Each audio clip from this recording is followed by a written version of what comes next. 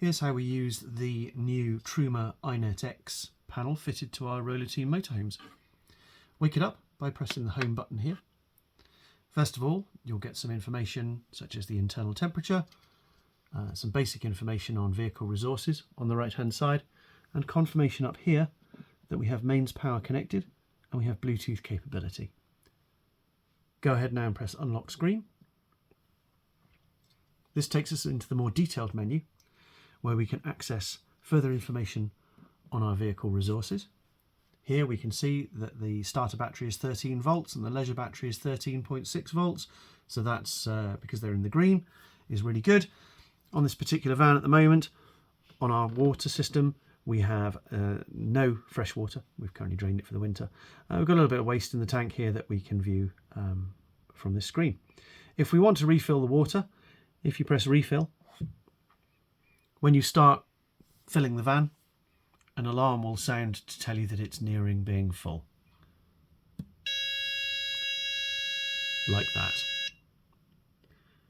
From this screen, we can just go back, and we've got some information, first of all, on the top, on room climate. So if we press this one, we can set it to just ventilating or heating.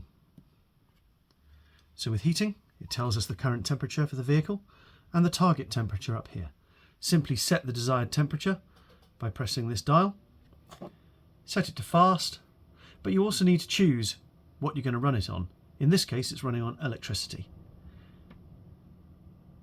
When we press on electricity, you've got the choice of turning the electricity off, a low wattage of electricity, or the best way of heating it on 1800 watts.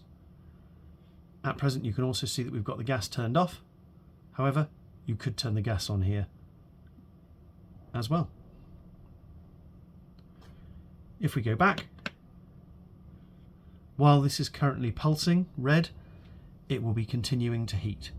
And as you can see now, we've asked it to heat up in hybrid mode. We can turn that back just to electricity if we wish by turning the gas off.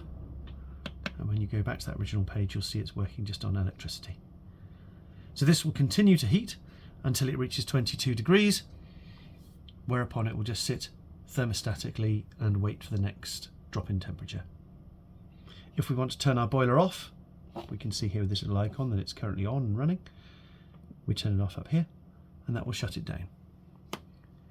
The same sort of system applies for hot water. When we click on this one, we press turn on. Again, we've got the options to run it on electricity or gas. It'll take about half an hour to get a full tank of hot water. Just press back. We've got some options here: 40 degrees for dishes, 60 degrees for shower, or 70 degrees for a long shower. There's also an option up here to turn the pump on because you've heated up some hot water. Logically, you want to pump it to the taps, so you could turn the water pump on here if you so wish. Just hear it running there. And again, thermostatic, so if you dial the temperature down, when it reaches 40 degrees, it will stop heating until the water temperature drops. To turn it off, press on the top right hand side. Across the bottom, we've got switches. So we've got options here to turn the water pump on. If you want water pumped from underneath the seat up to the taps or the toilet, you need to have the water pump on. And when I press it now, again, like I did on the previous page, you will generally just hear it pressurizing unless there's water coming out of the system. The outdoor light is pressed here and the interior lights are controlled from here. If I go back off this screen, I can see that I've got two things running, indicated by this little marker here saying 2. If I turned the water pump on as well, that would show 3. To turn them off, just go back into switches, dial them off, and nothing's running. Any notifications will come up here. Now this might be, for example, you've asked your boiler to run, but you haven't yet connected mains power. You may have had an interruption in your electricity supply, so any notifications need to be cleared via this screen fully, and it will ask you, has the problem been resolved, yes or no. For example, you've changed over the gas cylinder, you can just then click on yes, and it should clear the notification. Sometimes the notification can then only further be cleared by turning the whole system back on and off again, which would be done from here. And you would click on this one and turn off, and click turn off again. Across to the right, there are a few other options. Please don't play with the settings, but you can connect your phone via the INet X app, so via Bluetooth, and then you can control the heating via your phone, and it will give you some further information on error codes, for example, if something goes wrong.